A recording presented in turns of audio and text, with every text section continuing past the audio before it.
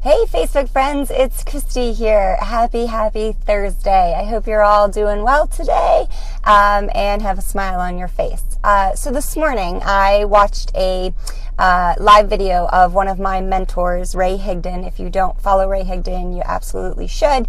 But anyway, one of his messages this morning was just so incredibly impactful and so powerful and so spot on and timely that I wanted to come on and share basically his same message, although I'm not as eloquent of a speaker as he is. I'm going to do my very best. So as the title of the video states, what do you do when you don't like your boss or your upline or even the president? All right, so let's start with this. What if you don't like your boss? In my opinion, the worst thing you can do is concentrate on those things that you don't like instead of concentrating on the positives. And then always focus on what you can do to add value to the company. Focus on how you can make the boss look good. If you can do those two things, it will actually help you in the long run. It's a shift from constantly thinking about all the negatives and what's wrong and what's bad to, what can I do with what I have been dealt?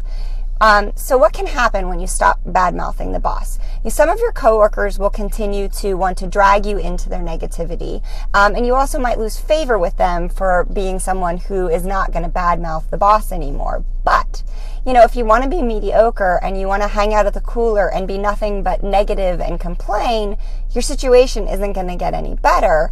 But you do have a chance to change your mindset and work to see what can happen when you start to add value. Even supplying like content, ideas, reports to that boss that you don't necessarily like and be willing to give up the credit will make a difference. And a lot of people struggle with this because they're so hungry for the credit, for the recognition, for the plaque of, oh, I did that, not you. They just can't let it go. But honestly, it would behoove you to do just that. So that leads me into network marketing, which is, my specialty. I have heard countless times people saying that they don't like their upline or their sponsors so very much that they want to show them and they don't want to do as well because they don't want to make money for them. They want to prove them wrong. But if you think about that, you're saying basically they're so bad that I would rather teach them a lesson than do what I need to do to provide for my family. Let me just do less just to show them. Okay, that doesn't prove anything. The secret is, there's no comp plan out there that if you make lots of money, they take a percentage of your money and give it to your upline. So whatever money you make, you should.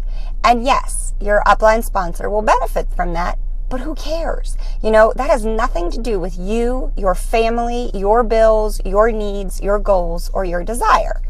If you want to change your life and your mindset, you have to stop caring about the money that they're making or the money that your company's making or that your boss is making or that your upline is making.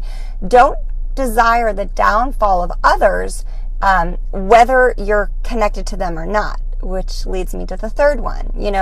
What do you do if you don't like the president? Okay. It's funny, if you think back over the last 8 years, I know lots and lots of people that were worried when Obama was elected. They didn't like him winning. They didn't like the way things were going. I mean, yes, there were people who did, but there were also people who didn't. And what happened? Well, the majority of people went back to work. And now we have a president-elect that a lot of people don't like, that they're not happy with. But people are losing families and friends over this extreme difference of opinion between Hillary Clinton and Donald Trump and the results of this election, which is just so disheartening. And some people are taking it to an extreme. I saw this meme on Facebook that said, hoping for the president to fail is like being on an airplane and hoping the pilot crashes. Think about that. You might not like the results, or maybe you do like the results. But for you as a person to hope that our president fails is sadistic and it's twisted. It comes down to a never-ending battle. In life, you're either happy or you're right. I know so many people that prefer being right, that they will walk around being unhappy just in the pursuit of having that right to throw out an argument on Facebook and say, I was right, you were wrong. You know, these arguments on Facebook, the name calling, the I'm going to block you and I'm going to unfriend you for saying this or for that or for supporting or not supporting or whatever, because I'm so hell-bent on being right.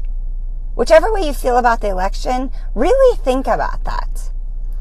For those of you that are hashtagging, you know, he's not my president or he's not my choice or whatever it is, when it's taken to that extreme, to just be right, to be able to say, look, I told you he is going to fail, that's so backwards. That type of thinking will hurt your children. It will hurt your family. It will hurt your paycheck. You know, if the markets are affected due to the president-elect failing, you know, then your paycheck is affected because your employer isn't going to be making as much money, so they can't pay you as much money. And so it's a vicious cycle. And if it happens or it doesn't happen, you can't wish for that to happen. So whether you like him or not, I mean, you can hate his guts, whatever. If you wish for failure of the presidential elect, that's you being on a plane and wanting the pilot to crash, just so you can say you're right. That's so wrong. So be careful what you focus on. Just like the suggestions of having a boss or having an upline sponsor, you don't have to sabotage yourself, your family, your friends. You know, don't stand by the water cooler and waste that time complaining. What can you do? You can go to work. You can make a difference in your situation. And you can do that right now.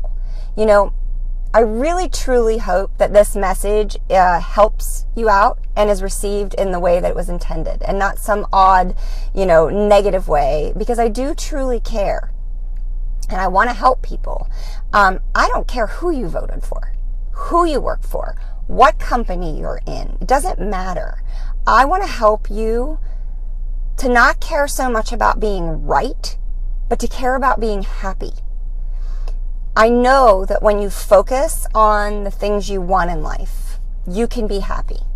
So, with that being said, please share this message if it helped you in absolutely any way. You know, because right now, I think there's a lot of people on social media that may need to hear this message. If you enjoyed the message, please feel free to like or comment and know it comes from a place of caring and a place of heart. Be happy. You don't have to be right. You don't have to be wrong, but you don't have to lose yourself or your friends or your family just to say you were right. I hope you all have a fabulous, fabulous day, and I will talk to you soon.